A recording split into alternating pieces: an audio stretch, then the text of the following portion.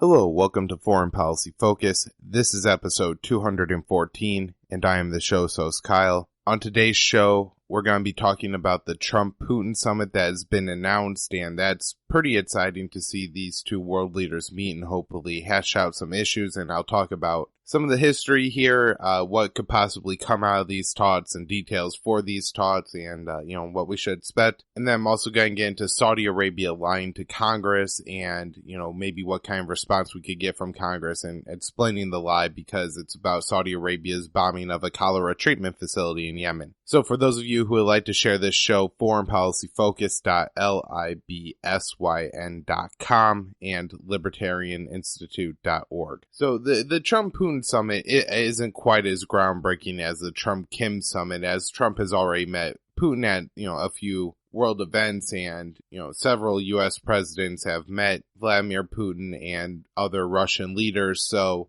this isn't quite like an American president having never met a North Korean leader and those two countries getting together and starting talks. However, on the bats of the Trump-Kim summit, where Donald Trump and Kim Jong-un have made steps towards, thawing relations between the United States and North Korea, a lot of positive momentum going on, and it does look like Trump is, going to try to figure out what's going on between U.S. and Russian relations and how to improve those. Now, a few potential topics here. One is probably going to be the most off the radar, and that is the Salisbury poisoning, or if it is, it won't be, explained in detail. But as I've talked about on this show in the past, former Russian spy, double agent for the UK, Sergei Skripal, and his daughter Yulia were allegedly poisoned by some kind of nerve agent in a park in the UK. And Russia was pretty immediately blamed for this. Turns out that there's really no way or evidence linking Russia to this crime at all, and labs and other places have had trouble just kind of identifying where this came from. And while you had people kind of immediately pointing the finger at Russia and the UK and the US and several other allies, expelling dozens of Russian ambassadors. I think the US expelled the most with over 50 or 50. This was a pretty significant event. I think it was the most ambassadors ever expelled kind of for one event. And so this could definitely be something that's talked about.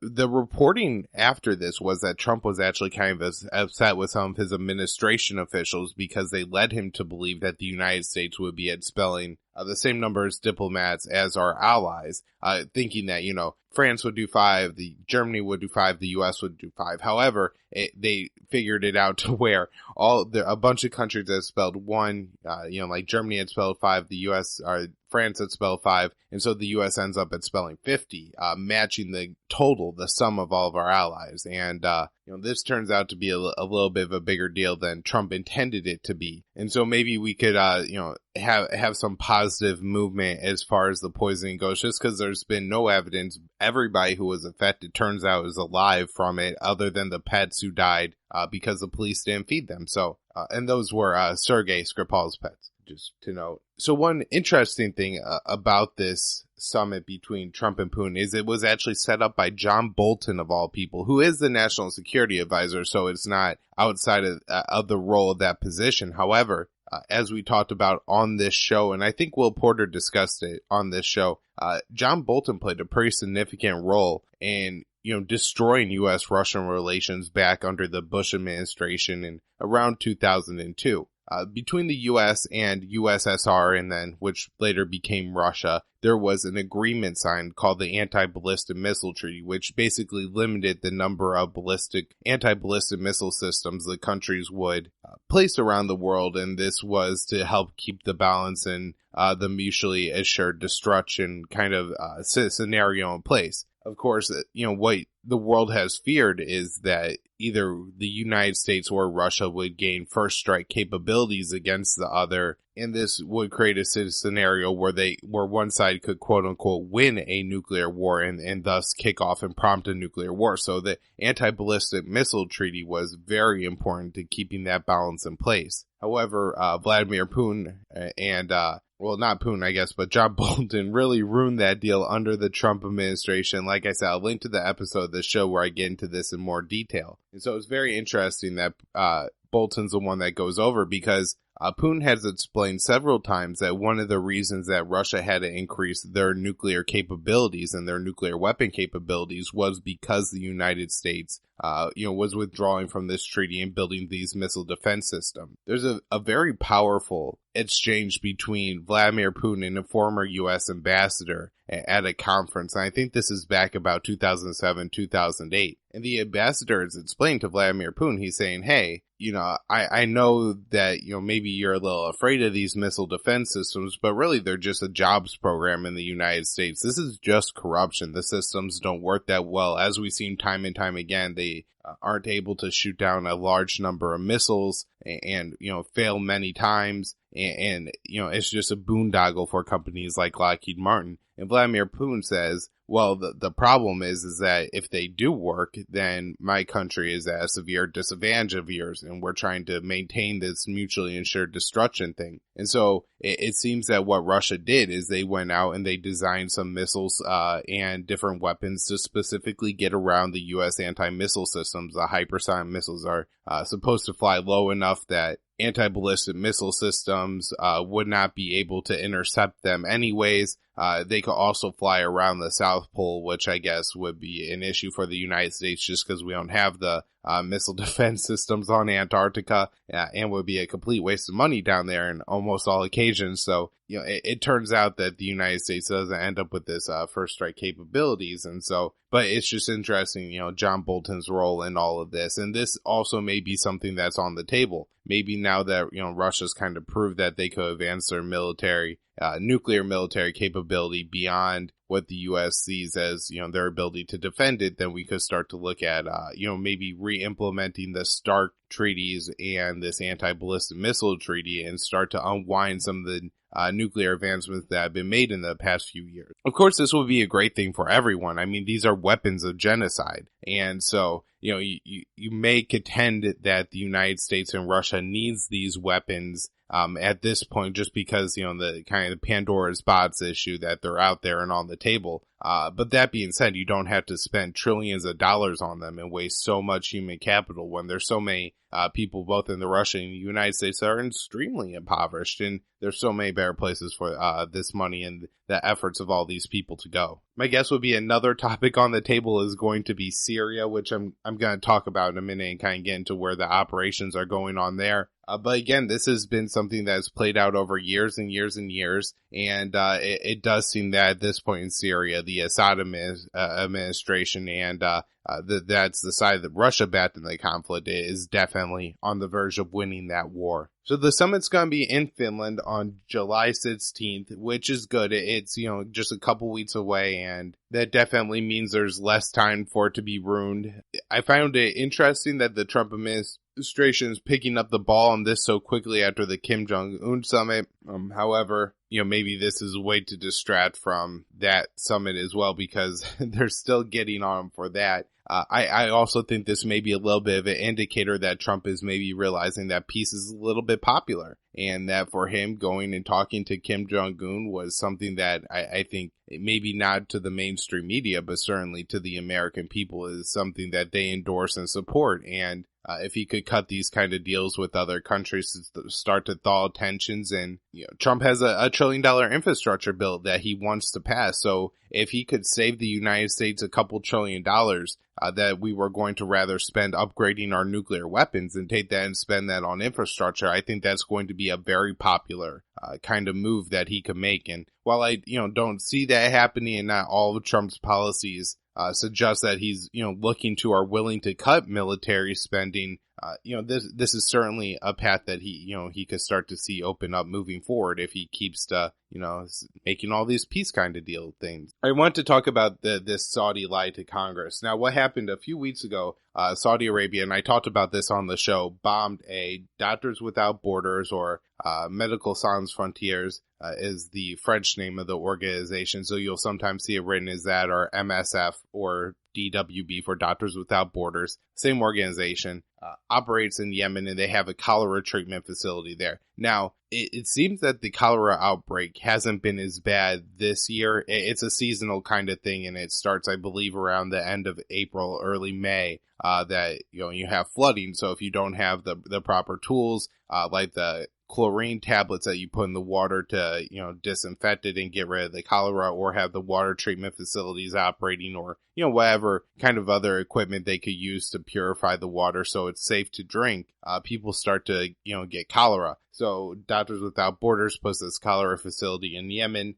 It's marked on the roof with the big red crescents. And in the Middle East, this is a sign that this is an aid organization. It would be like in the United States if a building had like maybe a big, kind of red square X on the top of it. You would think, oh, that's, Red Cross building, or, maybe a Blue Cross or something like that. This would indicate that it's obviously a medical facility. And, if you're in a plane flying over above the air, you would know not to drop a bomb or anything on that facility, because obviously, it's there to treat injured and sick people. However, this facility was bombed by Saudi Arabia and completely destroyed. I saw the pictures, and it's gone, right? That, they can no longer receive treatment here. Now, Saudi Arabia, it has to come up with some kind of justification for this. And there's been 2 or 3 events in Yemen, since the start of the civil war there, where they've actually had to kind of justify their actions. And every time they lie and they weasel their way out of it. But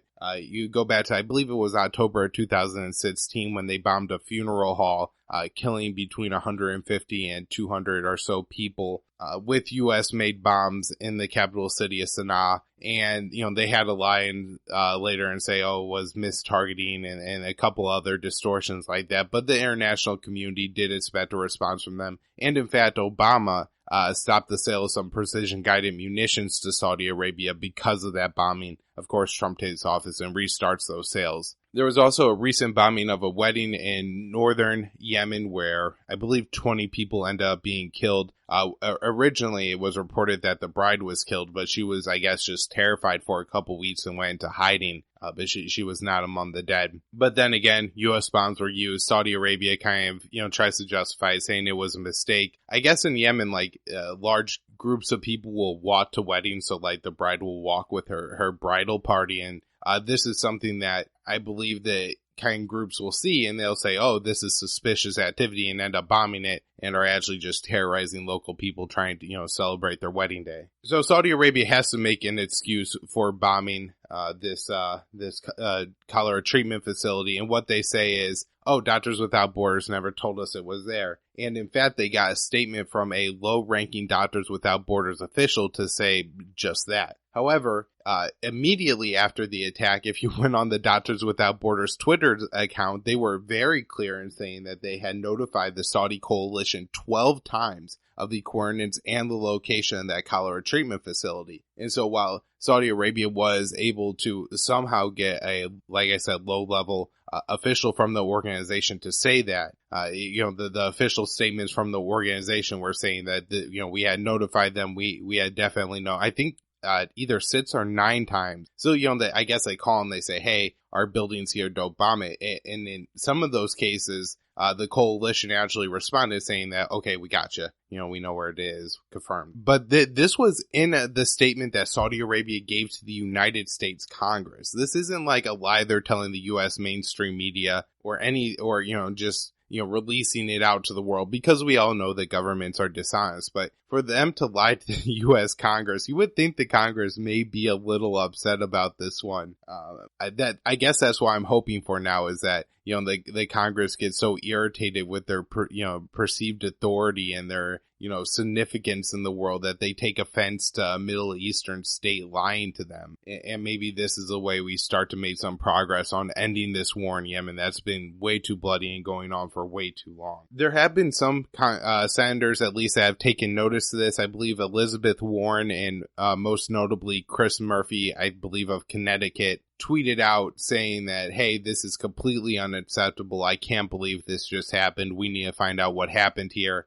It'll be interesting if, they do find out what happened there and if Saudi Arabia intentionally bombed this cholera treatment facility. For those of you who are longer time listeners of this show, you'll know that I've gone over this crisis in Yemen many times, and it seems pretty clear at this point that the Saudi coalition strategy is to force the the Yemeni people, but specifically those living under Houthi control in the northern portion of Yemen, which is the vast majority of the population, into submission, whether that be by bombing them, including civilian infrastructure targets, schools, hospitals, cholera treatment facilities, as we just mentioned, by starving them to death, by not letting food come in or forcing the food to go through so many inspections and it spoils before it gets in the country, depriving them of, medical and toiletry supplies, as we talked about, with the chlorine tablets that you could put in the water so people don't get cholera. Well, Saudi Arabia is keeping this out of the country through all their inspections and stuff like that. And so this is another way disease is spread, and life is just absolutely miserable and dying in Yemen because of the blockade by Saudi Arabia and the UAE are really the two main factions of that coalition. Now, it's worth knowing that Nasser Arabi, who is a journalist who lives in northern Yemen and has been doing interviews on the Scott Horton show pretty routinely since this war started, and it really out there some of the best information you could get on the Yemen civil war. But he explains that the Saudis and the UAE are kind of on different pages now and supporting different groups, but both of those groups are fighting against the Houthis and the people of northern Yemen. And so it's quite possible that the bombing of this cholera treatment facility was not accidental but intentional, because this is something that's improving the lives of the people of Yemen and is keeping people from getting sick and dying because they vomit and have diarrhea to the point where they die. I mean, this is how you die of cholera. It's not, a disease that causes a high fever or any kind of, crazy cancer-like thing. This is people dying because they dehydrate themselves, because they either everything they drink, they just throw back up and they have this extreme diarrhea. And it's just the terrible, worst kind of thing to imagine. Now, one of the reasons that this is so critical right now is that the main way that aid, when it does finally get past all the Saudi inspections, gets into northern Yemen is through the port of Hodeidah. Now, the UAE, mainly bad forces, just launched an attack on the city of Hodeidah, and it's so far been backed with air power, and you would believe that from the United States' role so far in the air war in Yemen that they're likely involved in this assault on Hodeidah. And, this has caused all the international aid groups to leave the city, which means that all those people there that are starving and suffering is only going to get that much force for them while this fighting is going on. The UN envoy to Yemen, and I believe the guy's name is Martin Griffin or Griffith, has attempted to work out some kind of peace deal with the Houthis and the Saudis. Now, it doesn't seem like there's a whole lot of progress here being made, and basically the offer was kind of a ceasefire to start, where the Houthis will stop launching ballistic missiles either at UAE forces within Yemen or at Saudi ships in the Red Sea that are blockading Yemen, or at Saudi Arabia itself. And in exchange, Saudi Arabia would stop the airstrikes, and I guess this would include the UAE in Yemen. So far, it seems both sides are refusing this, but there's been another proposal, and that is to turn the city of Hodeidah and the port of Hodeidah over to UN control, thus avoiding the need for a war between the Houthis and the UAE in Hodeidah, which is going to destroy live infrastructure and prevent aid from being able to get out of the city, and causing a lot of problems for the people of Yemen, as the port of Hodeidah is really the only port that services the people in northern Yemen. And it seems that the Houthis were willing to go along with this deal, at least, and it may be a little bit tactically advantageous, because at this point, I mean, the Houthis, it seems, will be able to definitely make it a very long and bloody fight for the UAE-backed forces to take that city. However, there's just overwhelming air power, and we've seen in the past that it's, not without the realm of possibility that countries just flatten cities. If you look at a situation like West Mosul or Kobani in Syria, the coalition planes just wiped out those cities in order to, take out the invaders. And so I believe, and I'm sure that the Houthis understand that if this is what they have to do to take the city, even if they're only taking a pile of rubble at them, that's probably what's going to end up happening. In the meantime, it does seem that the Houthis are really trying to target the UAE troops that are backing the invasion of Hodeidah with their ballistic missiles. This is something that I believe it was in 2015, but it may have been early 2016, that really slowed down the UAE support and having ground troops in Yemen was a Houthi ballistic missile taking out a bunch of those soldiers. So I believe that's going to be the Houthi tactic to target the UAE soldiers. And at the end of the day, it's going to be the civilians of, Hodeidah that suffer the most from this fighting. But that deal to turn it over to the UN was rejected by who is recognized as the international, president of Yemen, or, recognized by the international community as the president of Yemen. And that is Mansour Hadi. And he said no to this. He's seems to be a Saudi puppet. When I talk about there being a split in what the UAE wants and what the Saudis want, the Saudis are much more in favor of Hadi, who is saying no to this proposal. And I also think this just adds to my hypothesis or theory here that the plan is really to make the people of Yemen suffer until they agree to whatever terms the Saudi or the UAE and coalition there decide for them to take, just because turning the port over to the UN would seemingly liberate it from the Houthis, which is what the Saudi coalition claims to want. But at the end of the day, this is only going to help get aid to the civilian population of northern Yemen, and that's not what they want, because they need those people to suffer until they submit. A UN report says that 2/3 of the casualties suffered by the children from the conflict in Yemen in 2017 were caused by the Saudi coalition. Again, this is U.S. supported 100% all the way through. This air war would really not be possible at all without the United States and our Western allies.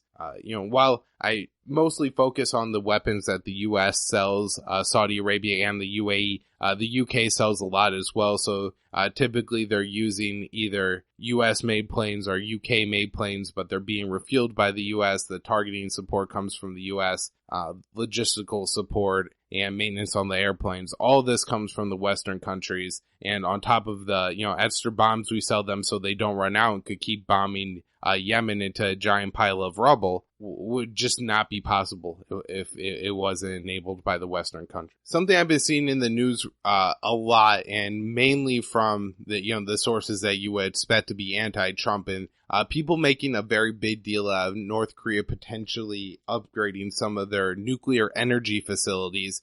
This, like the Iran deal, although it's funny because it's on the complete opposite side now, where it's the more left-leaning anti-Trump sources that are, conflating civilian energy nuclear programs with weapons programs. Part of what's going on here. Also, they say you're upgrading a nuclear facility. Well, building some offices or a, security post isn't necessarily the same thing as, being able to enrich your uranium to a higher level, or opening a new kind of facility that's going to produce, heavy water waste and stuff like this. And so, I think there's a lot of conflation going on there, but, this may be a problem and a sticking point with negotiations to come, as something that's been made very clear by former State Department official Peter Van Buren is that there's going to be setbacks to this deal, and North Korea is going to do things that they shouldn't do, and this may be one of the places where the North Koreans are taking steps that aren't necessarily towards peace or denuclearization, and it may have to be worked out. But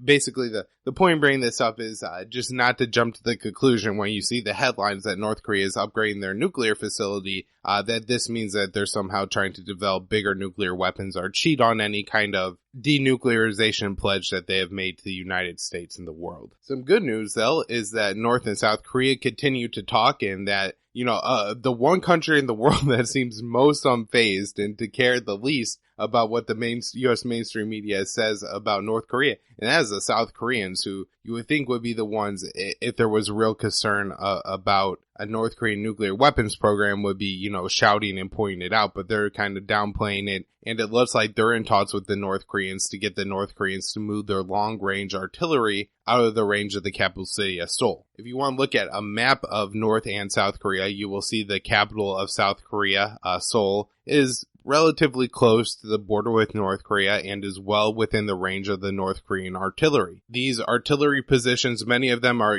kind of really deeply embedded in the mountains and would be really hard to take out should war break out between North and South Korea. And as Donald Trump pointed out and seemed to understand very well, there's 30 million people living around Seoul. I mean, this is a really gigantic metropolis. And it's all within the range of the North Korean artillery. And so moving that artillery out of the range of Seoul would be a huge step towards peace. And I'm sure would make negotiations much easier between North and South Korea at the very least. I'm guessing that the United States is a little less concerned about that just because it really doesn't have anything to do with our security there. So some stories with Turkey. Erdogan has been reelected as president of Turkey. He called for earlier elections, and I think he got some additional powers by doing this. Really since the coup, July 15th, I believe, of 2016, Erdogan has taken a lot of power and a lot of authority.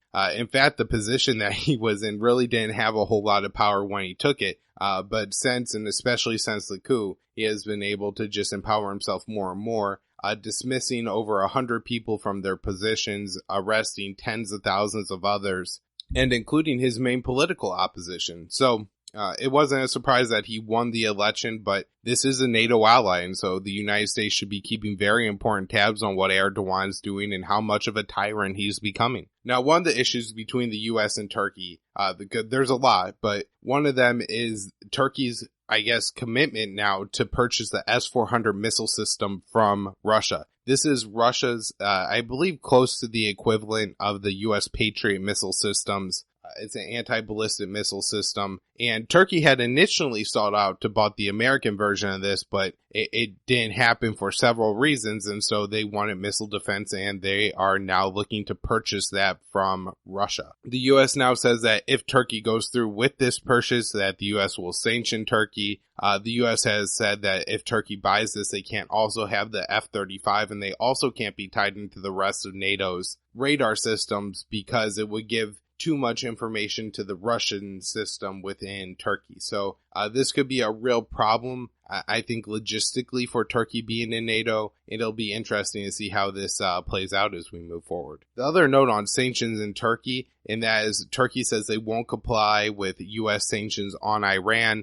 This is probably a big deal just because Turkey and Iran seem to move closer together, and just about everything the United States and our allies do in the Middle East seems to push these two countries closer together, and we'll see where that moves forward. The other big issue with Turkey and the United States is the United States support for the Syrian Kurds and their militia, the YPG. Now, Turkey views the YPG as an affiliate offshoot, pretty much the same thing as a Turkish group known as the PKK, and this is a militia of the Turkish Kurds. And I believe even by the United States is labeled as a, international terrorist group. And so Turkey says, hey, United States, I know you think you're supporting the Syrian Kurds, but really you're supporting terrorists, and we don't like you supporting terrorists in Syria.